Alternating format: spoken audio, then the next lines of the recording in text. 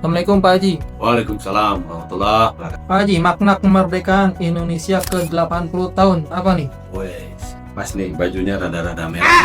Jadi bersyukur Indonesia 80 tahun. Yang pertama kita harus maknai sebuah capaian ya, yang patut disyukuri oleh semua orang. 80 tahun itu juga bukan waktu yang singkat, apalagi ditambah dengan dulu perjuangan mengangkat bambu runcing, mengangkat senjata melawan penjajah. 80 tahun mereka bukanlah waktu yang singkat, tetapi juga belum waktu yang juga lama dibandingkan negara-negara Eropa, negara Amerika yang sudah ratusan tahun.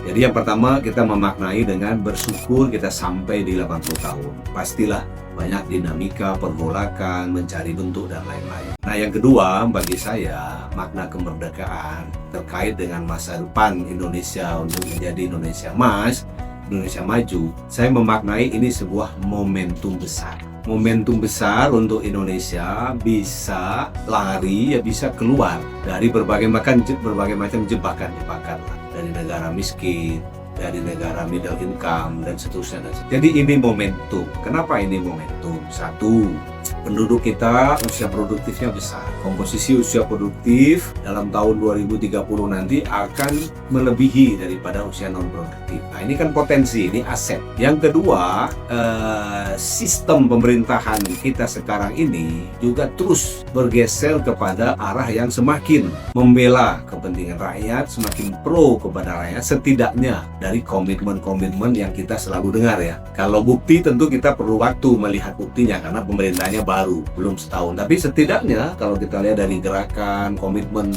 ketahanan pangan, ketahanan energi, sekolah rakyat, koperasi, merah putih dan seterusnya, kita melihat tekad dan keinginan kuat pemerintah ini untuk mengutamakan arus bawah, untuk mengutamakan rakyat. Nah ini luar biasa. Itulah saya sebut momentumnya besar. Dan yang ketiga momentum itu adalah perubahan konstelasi dunia, geopolitik, peta ekonomi, perubahan iklim, jadi semua serba berubah sehingga Indonesia punya momentum untuk menata kembali hidupnya sendiri. Indonesia punya pilihan-pilihan untuk terus berkolaborasi, bersinergi, mengembangkan potensi, bisa men-setting ulang. Nah, inilah momentumnya sehingga saya memaknai 80 tahun kemerdekaan ini dengan momentum yang luar biasa dan mudah-mudahan kita bisa memanfaatkan momentum ini untuk mewujudkan Indonesia yang seutuhnya merdeka, yang benar-benar merdeka. Demikian.